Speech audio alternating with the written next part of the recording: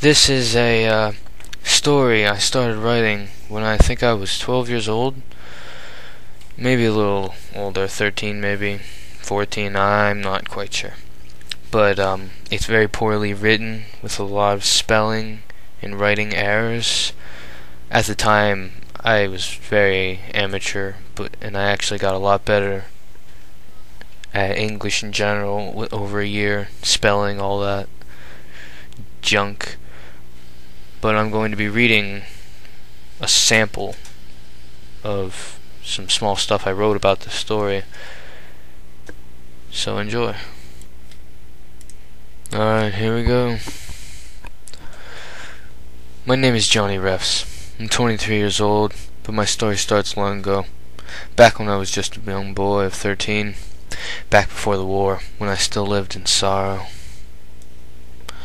It was just another day. A Monday. I've always hated Mondays. The first day of work after all that rest. Always so hard Mondays are. And boring. I woke to my older brother Lurk yelling from the kitchen for me to get up. Lurk's real name is Leonardo, but somehow, unknown to even him, he became Lurk. I stumbled out of bed and walked to the bathroom attached to my room. I gazed in the mirror to see the shady-faced character which was I. My puffy brown hair sticking up, and my radiant eyes glowing a bright blue. My eyes, the eyes of a boy who knew the pain of loss. My eyes had a gentle kindness to them, but when people looked at these eyes, all they saw was sadness and loneliness. This unhappy look made the girls rave over me. I always wanted to turn my frown upside down. I quickly brushed my teeth and slapped my hair over my eyes with a comb. I slipped into a pair of wrinkly jeans. I then grabbed a hoodie, brown in color, and zipped it up. I walked down the stairs, through the living room, and into the kitchen. Lurk was just putting on his leather jacket to go out to work. A box of cereal, bowl, spoon, and a milk carton were sitting on the table. "Better eat something before you go to school," he said. I picked up the box and looked at the title and picture. Cornflakes was the name. A bowl of cereal was on the cover of the box. "I gotta go. I'm already late for work," he said, then grabbed his keys off the table and started out the front door, but stopped.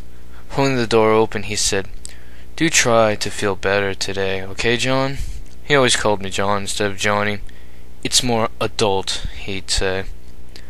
I looked him in the eyes and said, "Just go." He turned away and walked out the door in what could possibly have been anger, but it was hard to tell. Lurk walked to the driver's side of his 2008 Ferrari F430, blue in color, and opened the door, got in, then drove off, going at least 50 on our 25-mile-per-hour street.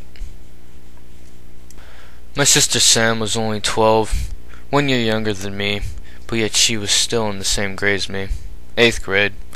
Too smart for 7th, say her teachers. She had short blonde hair, a gift from our mother. Her eyes were a bright blue, like mine, but hers were different. Her eyes read the life of a girl who was happy and sweet. Sam came walking in just as I finished my bowl of cereal. She gave me a kiss on the cheek and said, "Good morning, Johnny," with a voice full of cheer. I then began clenching my cheek and screaming, "Gah, it burns." Sam giggled at this act of mockery. I then said, "So, you ready to go yet? It's a long walk, you know." She replied with a giddy, "Sure am," a big smile on her face. I was glad that at least she was happy. My sister was always pretty.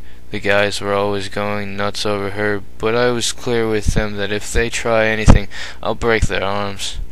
I love my sister. She's smart, happy, and always caring. I'd make sure that nothing ever hurt her. It was my responsibility as her brother. Me and her are very close, always looking out for each other, though I wish she'd stop worrying about me. We hung out as much as possible, even though we had our own friends. We were on our way to school when Sam said to me, "Johnny." She paused for a moment, then said to me again, "Johnny, how come you don't spend time with your friends anymore? You know, like you did before?" Her tone had grown more dull, sad almost. Knowing that she was getting down, in my eyes it became clear I had to be cheerful for her to be happy. I then said to her with a smile on my face, "Sis, why are you so worried about me? It's my life choices, not yours. Don't worry about me." Her voice became bitter as she snapped at my remark, "Because you're my brother and I love you. Ever since the accident, you've been going downhill. Your grades are slipping, you're not having fun with your friends, and you're always so sad." Struck with her statement, I replied with a voice full of anger. My voice went from a low, dull tone to a shout. "How am I supposed to feel? Our parents are dead, Sam. Dead. Gone. Lost forever. And so am I." Her face flushed red in anger.